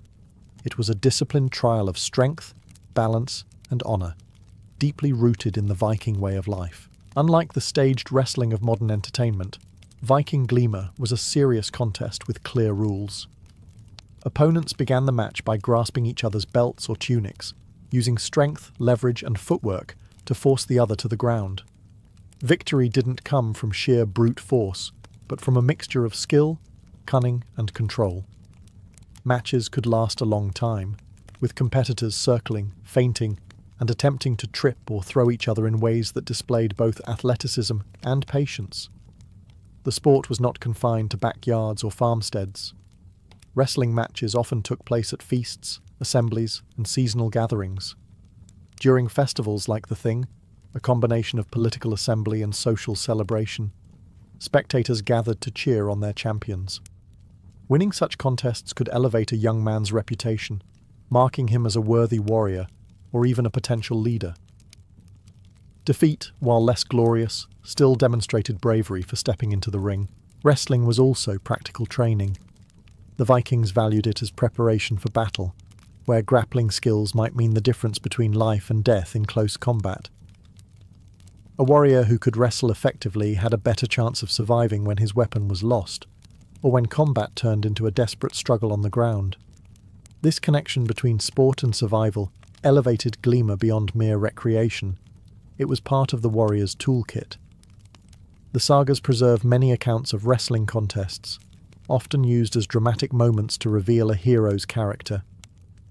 A champion who threw opponents with ease proved his dominance, while one who wrestled fairly, without cruelty or arrogance, gained admiration for his honor. Sometimes matches turned violent, especially when pride or grudges were involved. But the ideal of Gleamer emphasized restraint and fairness, reinforcing social order even in moments of fierce competition. What's remarkable is that Gleamer survived long after the Viking Age. It continued as a traditional Icelandic sport, practiced for centuries and even recognized in modern times as Iceland's national wrestling style. In this endurance, we see the lasting legacy of a Viking pastime that tested strength, sharpened skill, and reflected the values of honor and respect. For the Vikings, mastery over water was not optional, it was survival. Their entire culture revolved around the sea, from launching daring raids across Europe to fishing in icy fjords. It's no surprise, then, that swimming held a special place among Viking sports. To swim in their world was not a leisurely pastime, but a demonstration of endurance, courage, and the ability to defy nature itself. The sagas tell us that swimming contests were a common way for young men to prove themselves. Competitions often took place in rivers or coastal waters, where participants tested who could swim the farthest, the fastest, or endure the longest in cold conditions. Endurance mattered just as much as speed. Some stories even describe brutal variations, where opponents attempted to drag one another under the water, turning a test of skill into a contest of survival. Emerging victorious from such a challenge was proof of both strength and unshakable will. Swimming also tied directly into Viking warfare. A warrior who could swim had an undeniable advantage if a ship capsized, or a raid ended in pursuit across rivers. In sagas like that of Grettir the Strong, swimming feats are celebrated as heroic accomplishments equal to slaying foes in battle. The ability to stay afloat in icy waters wasn't just sport. It was a practical skill that could mean the difference between life and death. The settings of these contests were often unforgiving. Imagine plunging into a glacial river fed by melting snow, the shock of the cold cutting into your chest, while rivals swam beside you, each striving to outlast the others. Enduring such trials demonstrated resilience that impressed both peers and elders. For Vikings, conquering the cold was a way of showing dominance over nature itself. Swimming contests were also part of community gatherings. During festivals or feasts, young men would compete in rivers while crowds lined the banks, cheering them on. Victories won admiration, and in some cases, could raise a man's social standing. A skilled swimmer gained not just bragging rights, but also the trust of his comrades on future sea voyages. Through swimming, the Vikings turned necessity into honour. The water that gave them life, through fish, travel and trade, also tested their bodies and spirits. To excel in the river or sea was to prove that one was not only fit for the ship's oar, but also worthy of the Viking name itself. Long before Scandinavia became a land of famous winter Olympians, the Vikings were already masters of ice and snow. In their harsh northern homelands, where winter gripped the land for much of the year, skiing and skating were not just entertainment, but essential skills. Yet, like all Viking pastimes, they were transformed into contests of skill, speed, and honour. Skiing, in particular, had deep roots in Norse culture. Archaeological finds show that skis were used in Scandinavia as far back as 6,000 years ago, and by the Viking Age, they had become both a practical tool and a sport. Vikings used wooden skis to hunt in snowbound forests, to travel between settlements, and to chase prey across frozen terrain. But once survival was secured, skiing became competitive. Races tested who could glide the fastest across snowy fields, or navigate treacherous hills with the greatest agility. These contests mirrored the Viking admiration for balance, strength, and mastery over the environment. The Norse even had a god associated with skiing, Ulla, a deity of winter, archery, and hunting, often depicted with skis and a bow. Invoking Ulla's name before a race added a divine dimension to the sport, framing skiing not just as recreation, but as a sacred skill. Victorious racers could claim they had the favour of Ulla himself. Skating was another beloved winter activity. Vikings strapped bones, often from animals like cattle or horses, to their boots and used poles to push themselves across frozen lakes and rivers. Though clumsy by modern standards, These bone skates allowed surprising speed and agility on the ice. Children and adults alike joined in, turning frozen waters into makeshift arenas for games, races, and feats of balance. The skill of skating proved useful in real life as well, helping scouts or hunters travel quickly in winter conditions. Winter sports were also social events. During long, dark winters, when farm work slowed and raiding season paused, communities gathered for skiing races or skating competitions. These contests broke the monotony of the season and gave young men opportunities to prove their prowess before peers, elders, and potential brides. In these snowy games, the Viking spirit of competition thrived. Skiing and skating combined necessity with sport, turning survival skills into displays of courage and agility. To glide across the ice or snow faster than anyone else was to show mastery over both nature and one's own body. A true Viking achievement. For the Vikings, weapons were more than tools of war. They were extensions of identity. A good sword or bow was as much a symbol of honour as it was a means of survival. Unsurprisingly, many Viking games revolved around practicing with weapons, turning deadly skills into contests of accuracy, speed, and daring. These weapon games were not simply diversions. They were training exercises disguised as sport. Archery was among the most common. Using self-bows carved from yew or ash, Vikings tested who could hit targets from the farthest distance or with the greatest precision. Targets ranged from wooden boards to improvised objects like barrels, logs, or even floating pieces of wood on rivers. Archery contests sharpened skills essential for hunting and battle alike. A Viking who could strike a target at distance was not only admired at feasts, but also trusted in the shield wall, where arrows could decide the outcome of a clash. Throwing games were equally popular. Spears and axes, both iconic Viking weapons, became instruments of competition. Warriors tested who could hurl an axe the farthest, or stick it cleanly into a wooden post. The saga literature even records dangerous variations, where men threw spears back and forth, catching them mid-air to prove their agility and bravery. Such games blurred the line between sport and combat, transforming training into spectacle. Swordplay, too, had its playful forms. Young men engaged in mock duels with blunted blades or wooden practice swords, sparring to demonstrate reflexes and courage. These bouts often ended in laughter, though tempers could flare and turn the game into something far more serious. Still, mock combat was an important way to prepare young warriors for the realities of battle. What made these contests uniquely Viking was the combination of practicality and honour. To excel in weapon games was to prove not only one's skill, but also one's readiness for real combat. Victories in archery or axe throwing could raise a man's reputation, while poor performance might invite ridicule. Women and children sometimes participated as well, especially in archery, showing that weapon skills were valued across the community. These games were woven into feasts, festivals, and gatherings, ensuring that warriors never lost touch with their martial skills even in peacetime.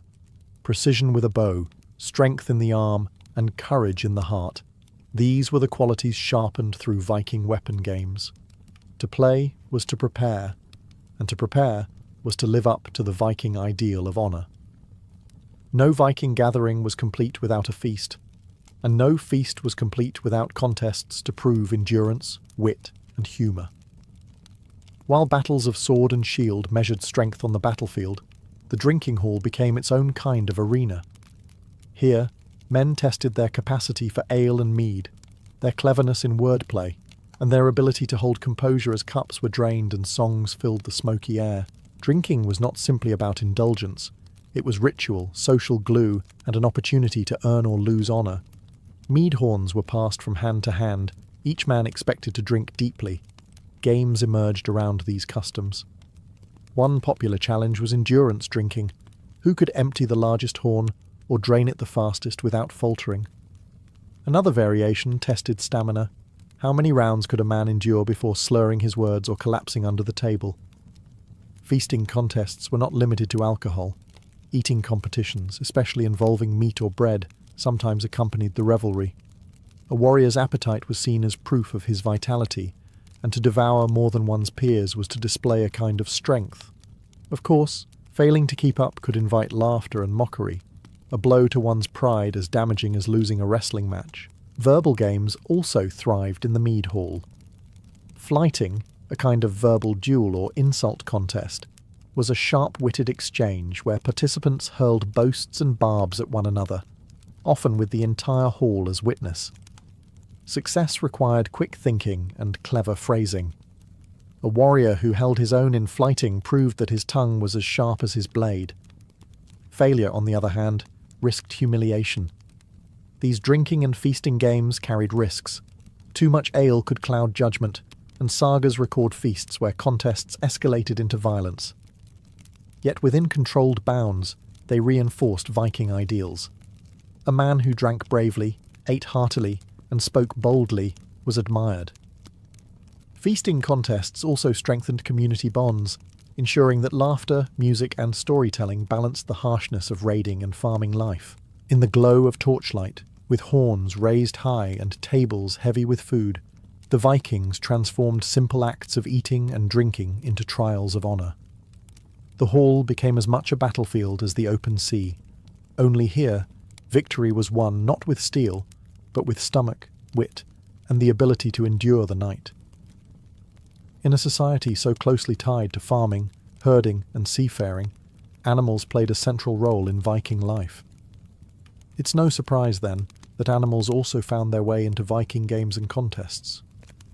Among the most striking and controversial to modern eyes were horse fights, brutal spectacles where strength, aggression, and honour were tested not only in men, but in their prized beasts. The horse was a sacred animal to the Vikings, tied to fertility, warfare, and even the gods. Owning a strong, well-bred horse was a mark of prestige, and contests between stallions became a way to demonstrate wealth and dominance. During festivals or gatherings, horses were brought together to fight, spurred into aggression while crowds looked on. The battles could be fierce, with neighs and hooves filling the air, as handlers encouraged their animals to clash. The horse that prevailed brought pride not just to itself but to its owner, whose honour rose with the victory. These fights were not only entertainment, but social theatre. They offered men the chance to display their breeding stock, assert their power, and sometimes even settle rivalries. A victorious horse added to the status of its owner, while a defeated animal could damage a man's reputation. Saga literature occasionally records disputes escalating after horse fights, as pride and anger spilled over into human feuds. Horses weren't the only animals drawn into contests. Dogs, too, were trained for fights or competitions of hunting skill. Strong hounds that could bring down game or win in challenges were highly prized. Falcons and hawks, symbols of nobility, were sometimes judged for their prowess in catching prey. These animal contests highlighted the Viking belief that strength and dominance extended beyond humans. It was a trait admired in all creatures. To us today, the idea of forcing animals into combat may seem cruel, but for the Vikings, it was part of a worldview that valued toughness, resilience, and the spectacle of power. Just as men proved themselves in wrestling or archery, so too did their animals serve as extensions of their honour. Through these contests, Vikings reinforced a culture where prestige was measured in every arena, on the battlefield, in the feast hall, and even in the strength of the beasts they bred and trained. To witness a horse fight was to see Viking values reflected in muscle, fury, and the relentless pursuit of dominance. For the Vikings, games were never just diversions, they were reflections of their deepest values: honour, courage, cunning, and resilience. Whether seated at a board playing hnefatafl, grappling in a wrestling match, or plunging into icy waters, each contest was part of a greater legacy, one that stretched beyond victory and defeat into the very fabric of Norse identity. In saga literature, games often serve as pivotal moments in a character's story. A hero might reveal his brilliance not on the battlefield, but by outmanoeuvring rivals at the king's table. A quarrel sparked during a wrestling match could escalate into a blood feud that shaped an entire narrative. In this way, Viking games were never trivial. They were stages where reputation was built, tested, and sometimes destroyed. The emphasis on honour tied games to community memory. Winning was not just a personal triumph, but a public claim to respect. The applause of peers, the recognition of elders, and the whispers of admiration all helped cement a man's standing in society. For the Vikings, to be remembered as a strong wrestler, a cunning player, or a fearless swimmer was to carve one's name into the collective saga of the people. Games also bridged generations. Fathers taught their sons the rules of Gleamer or the strategies of Hnefatafl, passing down not only skills but ideals of fair play, courage, and persistence. Women participated too, through board games, storytelling competitions, and even verbal flighting, ensuring that honour was not limited to the battlefield, but woven into the everyday fabric of Viking households. In this sense, games helped sustain cultural values, ensuring they survived long after battles were forgotten. What makes Viking games so striking is how seamlessly they blurred the line between play and life. Wrestling prepared warriors for combat, archery sharpened hunters for survival, swimming trained sailors for shipwrecks. Even drinking games reflected the endurance and resilience expected of a Viking. Every contest, no matter how playful, carried echoes of real struggle and survival. Today, their legacy endures in subtle ways. Icelandic Gleamer wrestling still thrives as a national sport. Strategic board games echo the logic of Hnefatafl. Winter skiing and archery remain Nordic traditions. The Vikings remind us that games, when infused with meaning, become more than entertainment. They become tools for shaping identity and vehicles for carrying honour into eternity.